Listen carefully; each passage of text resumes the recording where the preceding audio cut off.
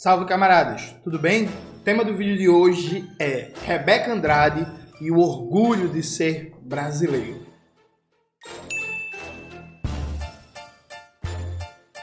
Antes de começar propriamente o tema do vídeo do canal, quero muito agradecer a você que ajuda a manter e melhorar nosso canal a partir do Apoia-se. Seu apoio é fundamental para a gente continuar o nosso trabalho. Se preferir o Pix, está aparecendo aqui como QR Code na tela do vídeo.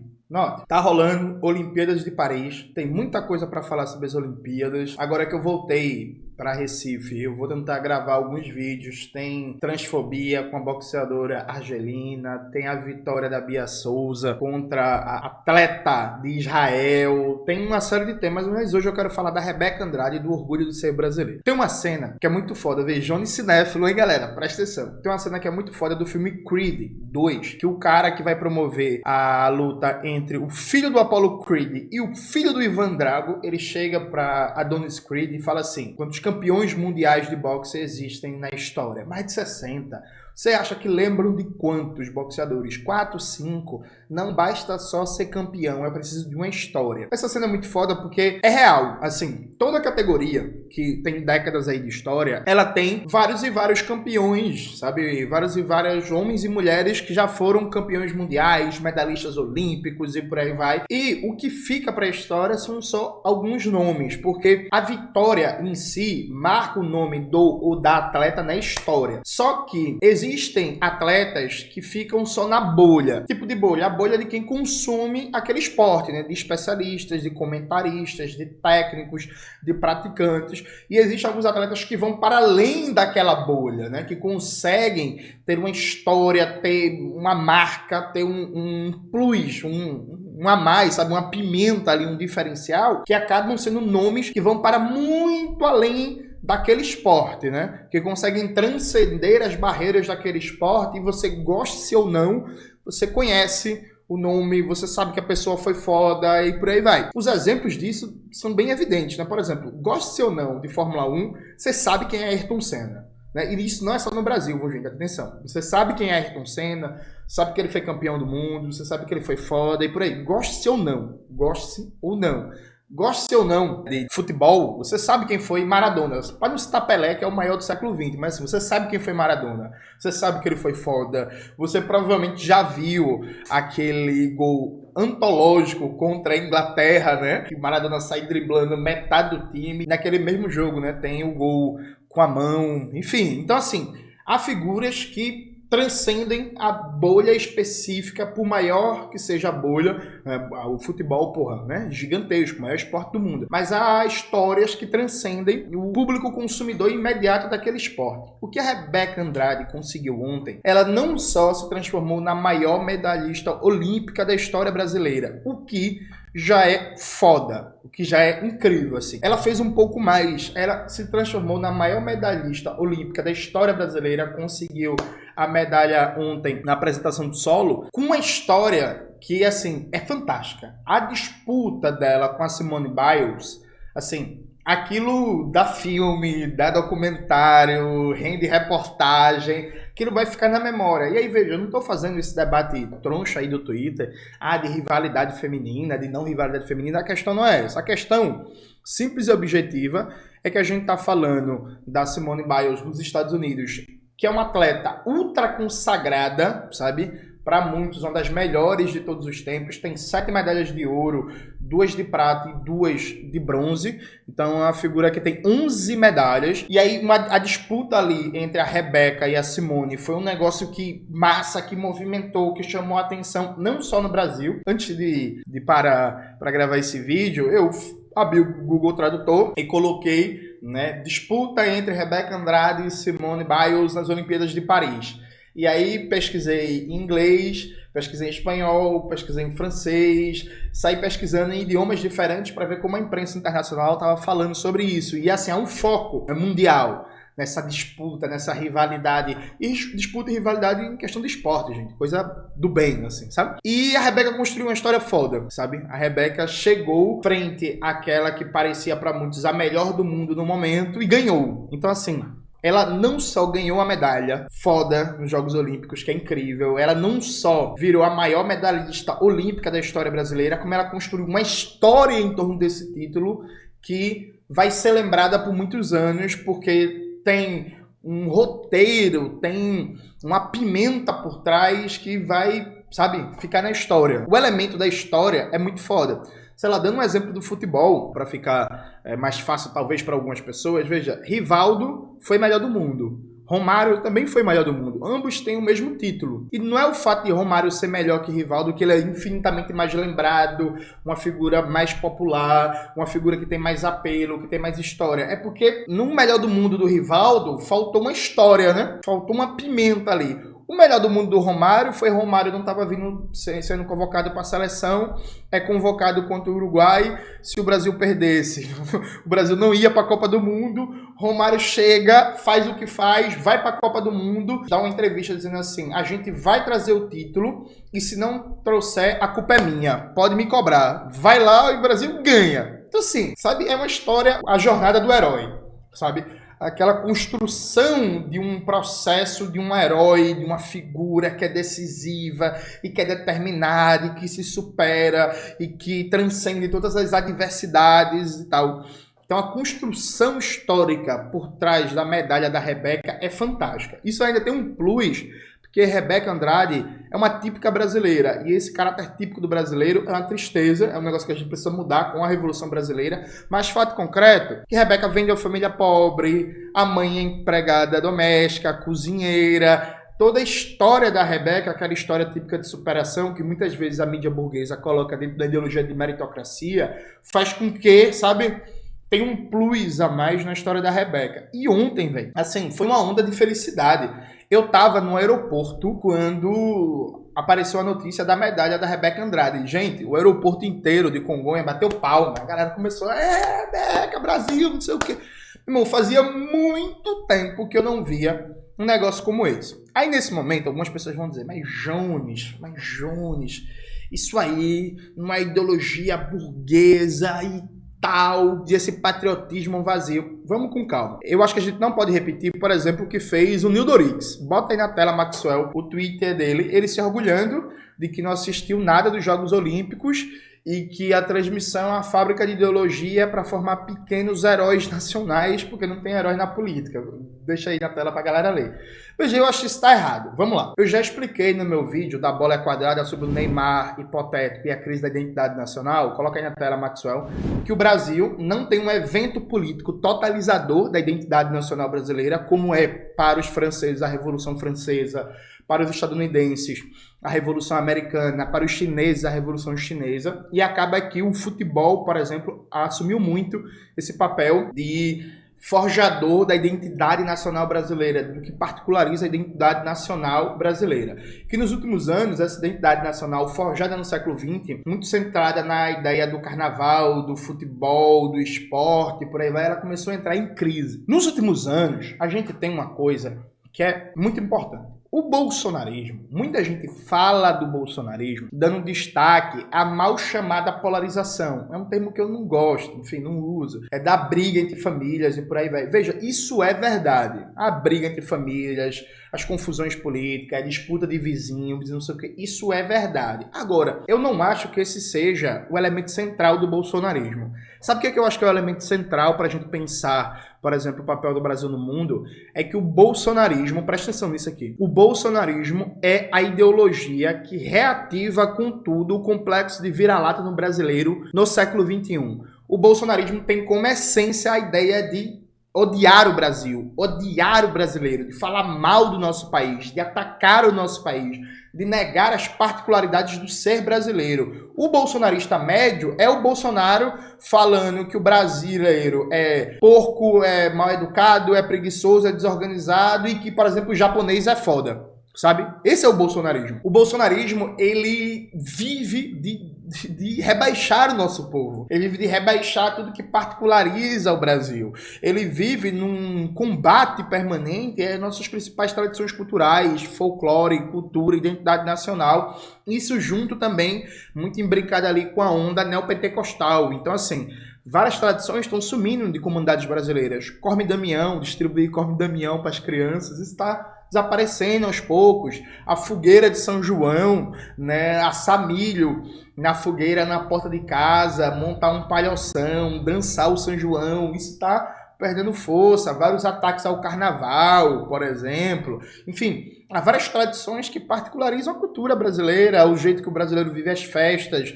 a sua comida típica e por aí vai, e que isso está sendo atacado de maneira sistemática. E aí, veja, não é nenhum tipo de patriotada conservadora, não, mas o que é que eles querem? Eles querem atacar, negativar, destruir a autoestima do brasileiro, usando como espelho os Estados Unidos. Então a gente é uma merda porque a gente não é os Estados Unidos, então a gente tem que cada vez mais importar costumes dos Estados Unidos, importar ideologias dos Estados Unidos. Esse debate do bolsonarismo sobre armas é um debate que não faz sentido nenhum na formação social brasileira, e os caras importaram dos Estados Unidos para cá. Os temas do debate de lá, inclusive importaram para cá certas coisas como ataques armados a crianças em escolas, né, que a gente não tinha. Isso como um problema sistemático, e a gente passou a ter. Então eles odeiam o Brasil, eles odeiam tudo que é brasileiro. Faz 4 dias a Veja estava atacando a Rebeca Andrade. Gente, faz 4 dias a Veja estava atacando a Rebeca Andrade, né?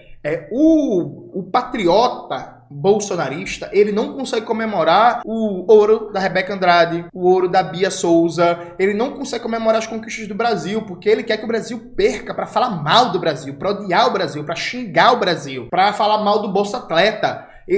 Eles não conseguem lidar com a ideia, eles se dizem patriotas, se dizem nacionalistas, reivindicam a camisa da CBF, a bandeira, o hino, mas na perspectiva de negar tudo que é brasileiro e fazer desse país um espelho dos Estados Unidos, um espelho deformado, né, subdesenvolvido e dependente. E aí isso tem efeitos concretos, como, por exemplo, facilitar a apropriação das nossas riquezas nacionais, né? Porque, veja, gente, aqui é um raciocínio lógico. Se você diz que o brasileiro é vagabundo, o brasileiro é preguiçoso, o brasileiro é desonesto, o brasileiro é a pessoa do jeitinho, não cumpre as leis, do acordinho, de não sei o quê, tipo assim, vai, privatiza a Petrobras, porra, entrega o petróleo, entrega os minérios brasileiros, entrega a Eletrobras, entrega tudo, porra, porque aqui, Brasil, jeitinho e tal, não, foda os Estados Unidos, né? Então, entrega tudo para os Estados Unidos, entrega nossas riquezas nacionais. Recentemente saiu uma matéria falando de criar uma nuvem soberana no Brasil, né? Investir mais na criação de data centers para armazenamento de dados brasileiros. Veja, é um negócio básico. Aí, nos comentários, apareceu um bocado de supostos patriotas fazendo isso não dá certo, o Brasil não tem organização, o Brasil não tem tecnologia, vai ser corrupção, vai ser desviar dinheiro público e tal. E veja, há problemas sim de corrupção, há problemas sim de falta de eficiência de gestão de algumas coisas, há problemas sim de certos acordos dentro do sistema político burguês em que é uma mera distribuição de cargos, mas problemas que, inclusive, que existem em outros países, né? Há corrupção nos Estados Unidos, há clientelismo nos Estados Unidos, há oligarquias locais nos Estados Unidos, existe na França, existe na Inglaterra, existe na Holanda, com formas diferentes, de acordo com a cultura, com a formação econômico-social, com a dinâmica de luta de classes de cada país. Mas veja, nos Estados Unidos, ninguém vai olhar para um caso de corrupção e vai dizer assim, eita, tem corrupção, por causa disso, privatiza tudo e entrega para a China. Isso não existe, vocês entenderam?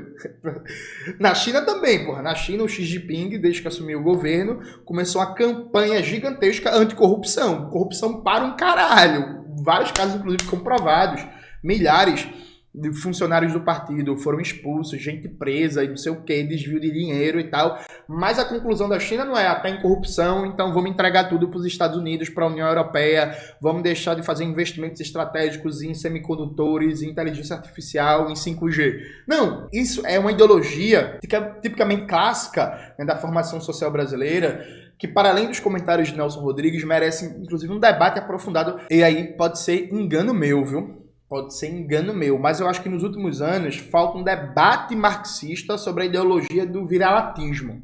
E aí pode ser que tenha e eu não conheça. Eu conheço um debate muito bom, crítico sobre isso, o debate dos anos 50, 60 e 70, né? Muito ligado, inclusive, às correntes nacionalistas, a do Eusébio, o Guerreiro Ramos, o Nelson Werneck Sodré, o Álvaro Vieira Pinto. Eu não conheço um debate dos últimos 20 anos sobre isso, a não ser as temáticas levantadas pelo Gessé Souza, que tem algumas contribuições, embora vários problemas.